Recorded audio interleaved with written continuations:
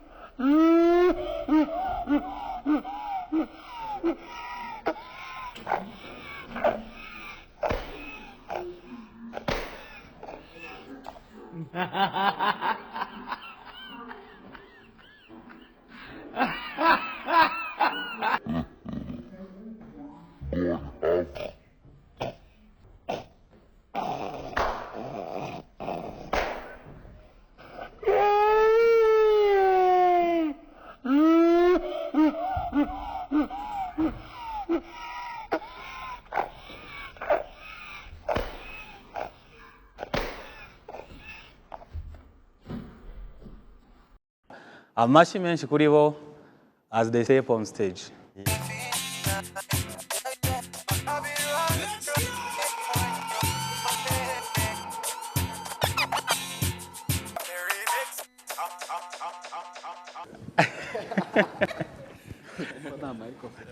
Urahagarara nk'intore nta kibazo.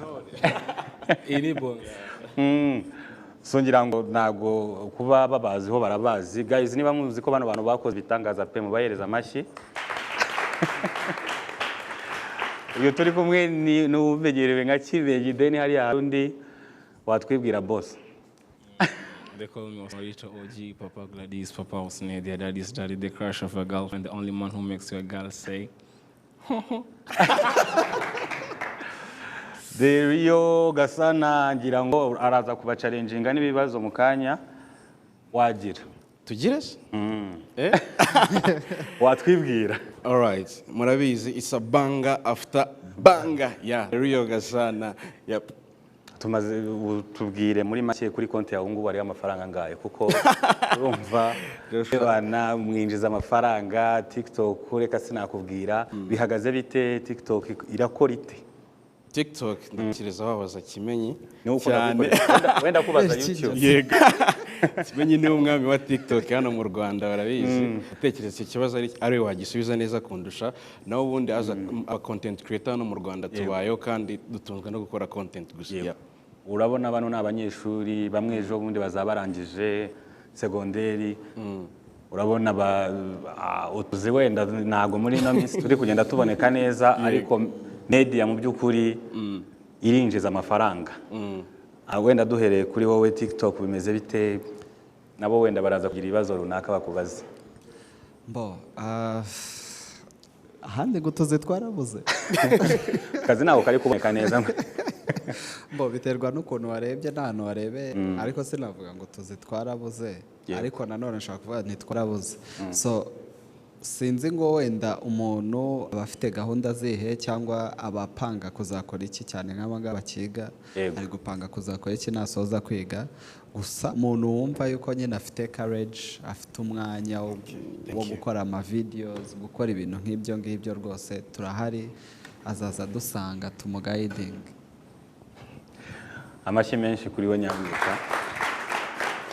Aha Osman bimeze bite wowe harya nagasana yari arimo ra mu babonye foto ya perezida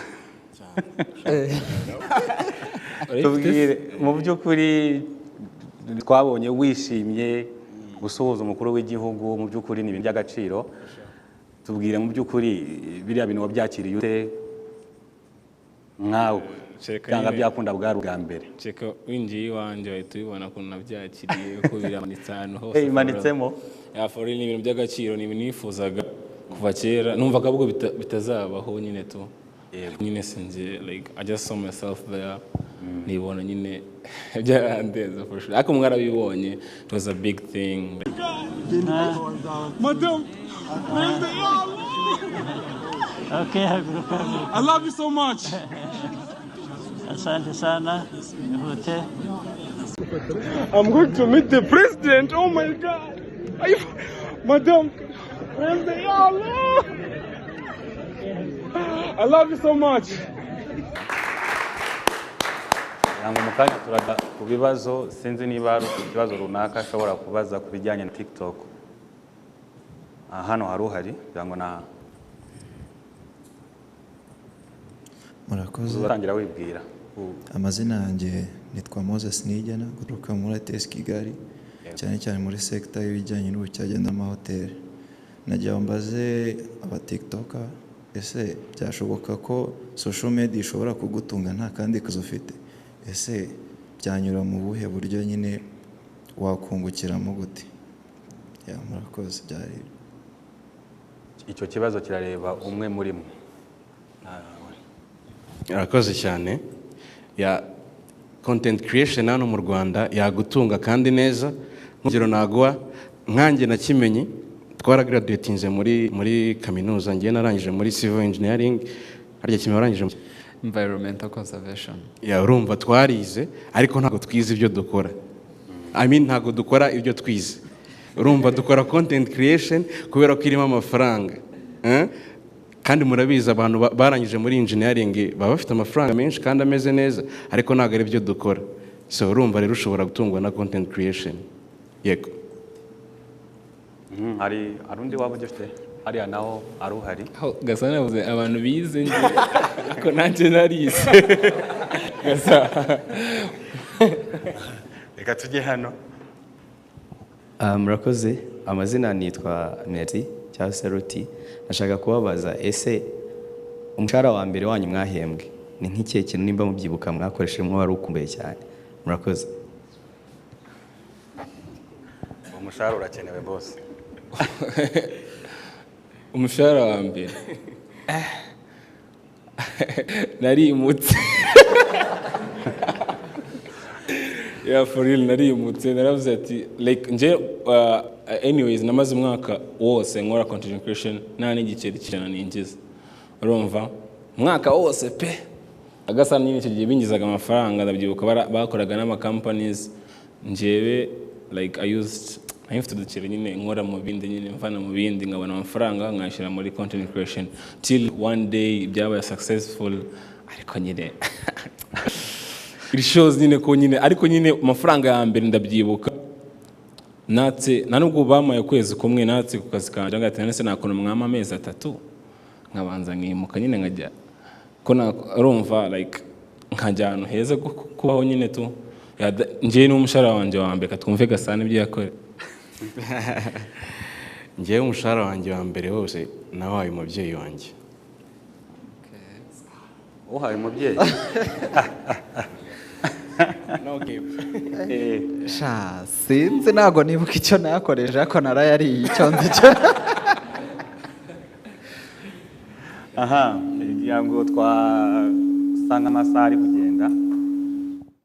Ngira ngo twareba challenge gatoya hamwe na DJ kuko akenshi mukunda no kujya mu ndirimbo z'abahanzi bagiye batandukanye. Ari nabo mu promote ngira indirimbo zabo urumva barabishyura. So ngira ngo mbere yuko njya hariya mu by'ukuri abanyeshuri bagiye kuri TikTok bagira ikintu binjiza cyangwa sinzi ko inama wabagira nkawe.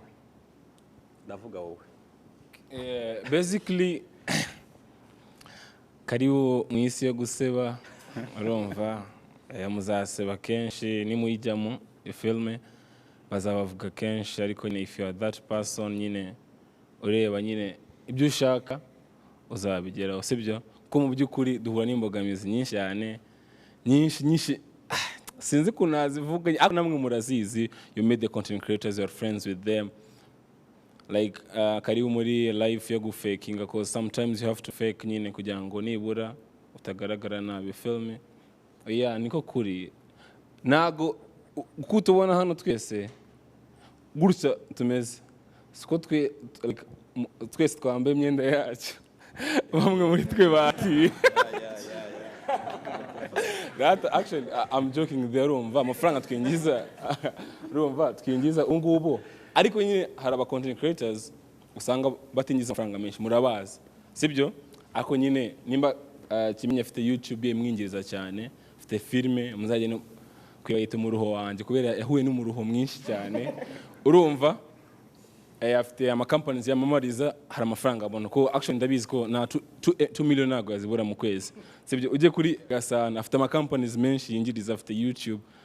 Nje YouTube yanjye irimo amadolari 7 yonyine nanze no kuyabikuza, ariko I have TikTok and Instagram kandi mfite companies zirenga 6 mamariza. Urumva ntabwo njya mbura mfite ishimwe yo kuvuga umushahara wanjye kurarenze umushahara wanjye atigije yinjiza. Urumva so urenze is a big thing. Ariko nyine nanone hari ibintu byinshi ugomba gufakinga before kugira ngo ubigereho akakanya. Sibyo kugira ngo n'abantu baguha akazi ugomba niba twatezaga kabu nyine urumva kuntu bimeze ugomba guteka kabu kugira ngo uhure n'umukira ati uyu mujyama afite vision nziza kandi mu by'ukuri nta kintu afite kugira ngo nyine yaguhe amafaranga for real. Ngira ngo DJ sinzi niba ari beats waba ufite nk'abantu bajya mu ndirimbo z'abahanzi, agiye kuzaza acuranga akantu gatoya beat gusa, hanyuma uhita umbwira uwo muhanzi niyo ndirimbo iyo ariyo. Namwe nk'abantu mwirirwa mu ndirimbo ngiye kukubaza. Oya nta kibazo. Ngiye kukubaza nkuko nawe ujya ubaza abantu. All right. Nta twagiye ku ya mbere.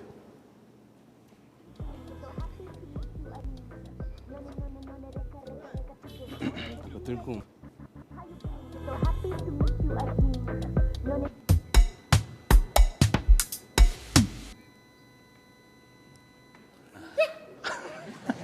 Sweet melody. Ni yande boss. Ni yande. Very sweet melody. I mean, darling, my darling. Ni yande. Ako mupenzi agace gato amasegonda 2. Renzaho gake. Zamura.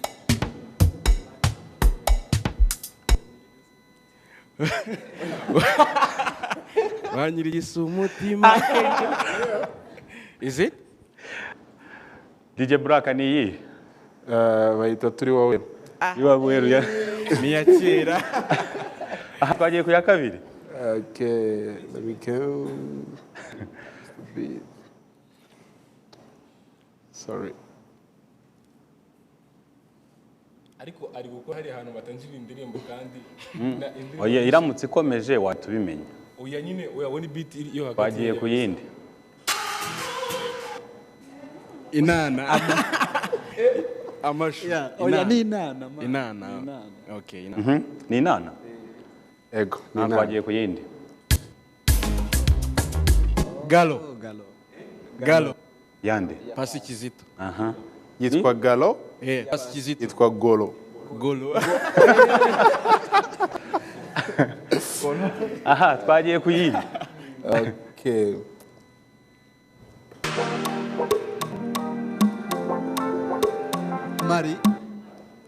Mari ya Konfi. Ah. True.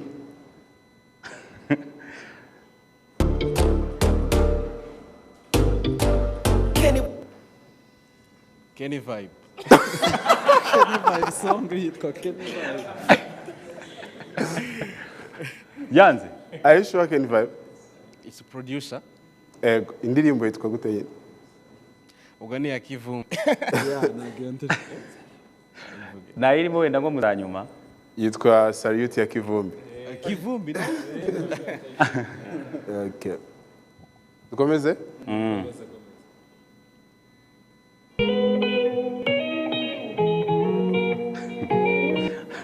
Ya Bruce Melody. It's your boy Ned. Wapi? Wifatazi. Diva. Eh?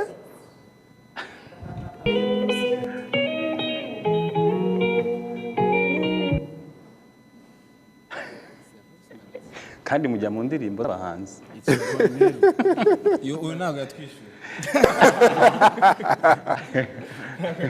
Turebe nk'izindi ebyiri. To your round it two, C9 to your round it 3. I can't deny it. I'm gonna Rejoin the Dramati. Wapi?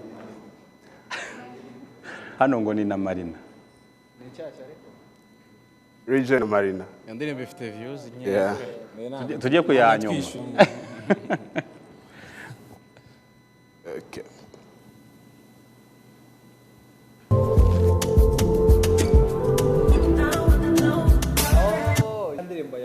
ya France. Niyo. France Moon. Nabikoze nakoze. Yitwa? Hagasha. Nzamutegereza nzagera gute? Nabikoze, right? Yego. Abikoze. So amashyi menshi cyane kuri bano bantu. Mu by'ukuri ngira ngo hari icyo ukuyemo byanga byakunda mbere yuko tujya ku bibazo bya Gasana bibuza nka bibiri nk'umuntu ujya ukunda gucalenjinga abantu bagiye. Bari tayari pe. Okay. Wahitamo mbaza. Nta kibazo uzaza uhitamo.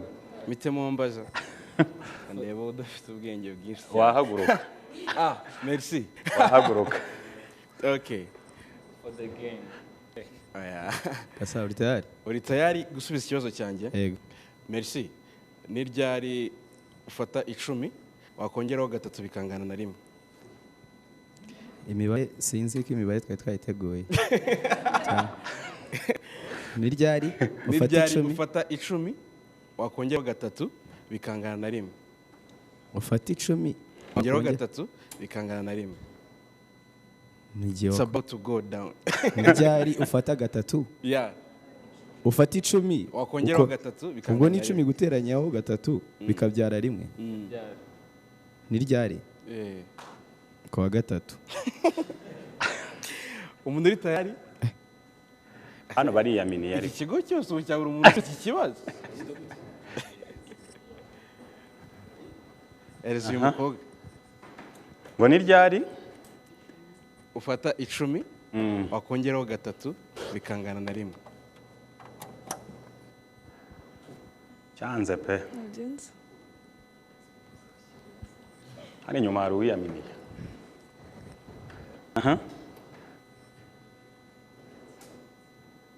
Murakoze. Ukuntu nge mbyumva ni ryari ufata 10 ugateranyaho gatatu bikabyara rimwe. Yego.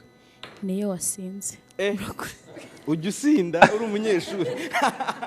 Ezura mukobwa. Murakoze igihe numva ufata 10 wateranyaho gatatu bikaba rimwe niyo ubaze amezi y'umwaka ari 12 wakongera ari 10 wakongeraho gatatu bikata bisubira mu kwa mbere. That's massive.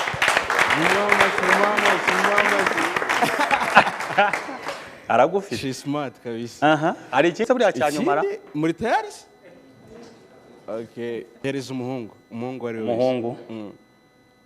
Wowe nabonye uri sharp cyane. Uri tayari? Witwa nde? Nitwa Fred. Parfait. Freddy. Ni iki kintu gihora kizamuka kitajya kimanuka?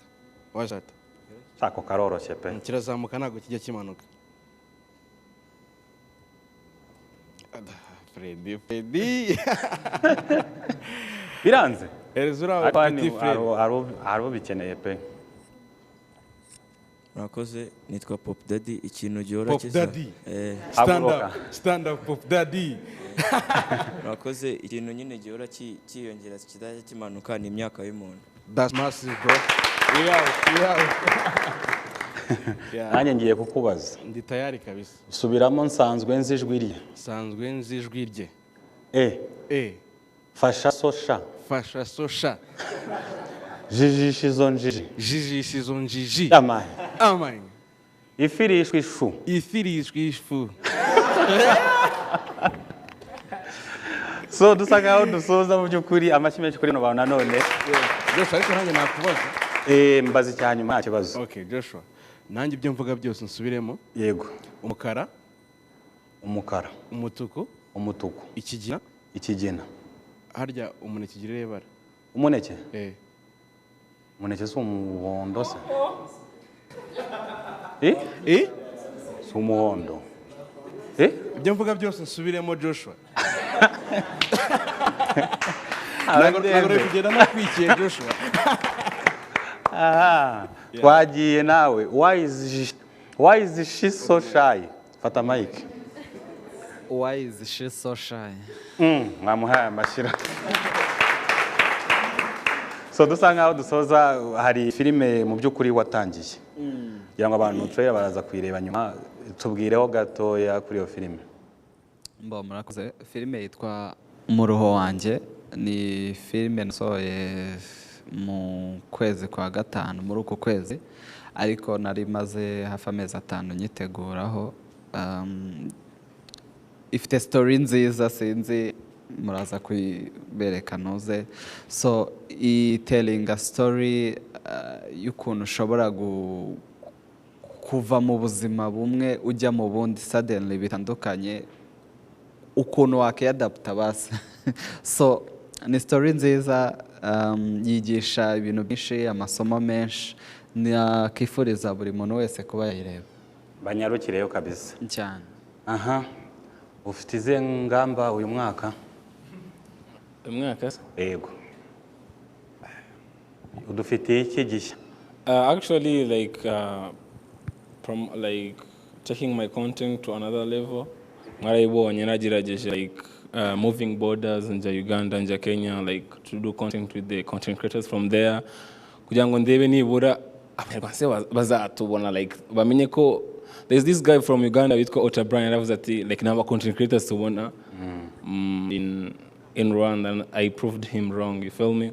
So naragiye we know friends so like uyu mwaka nyine ndifuza kujya handi hantu either Nigeria, South Africa kugira ngo like create content with them ndebe ko our things will be international kandi inshallah bizakunda nta kitazashoboka tuzabigeza no kure harya abanyazambu bavuga Rwanda kuchalo for real Rwanda to the world for sure yeah amashyi menshi cyane kuri bo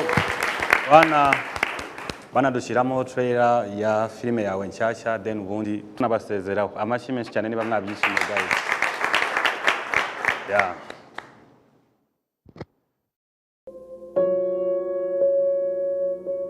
nzongera nanga izindi nkwano yego wamwumvishije ngo ntabwo agiye gukora 100,000 kandi mu rwa yasize ariko bana b'iki gihe sheri kuzanye indi modoka ikibazo cy'ideni twari dufite urakizi nahisemo kuba nta nzira y'imodoka sheri ntabwo nakwihangana ari ibintu ngiye n'abanumva ubwa mbere wafashe ideni utambwiye ubwa kabiri ujyanye imodoka iragenda none n'indi uyitanze utanangishije inama kuma mutekereza gusuka gusa reka mbabwire ikintu kimwe ibyo bintu byabo byo gusohoka ngo salon ngo make up uretse banze mbwira ikintu kimwe toza abana bawe gukora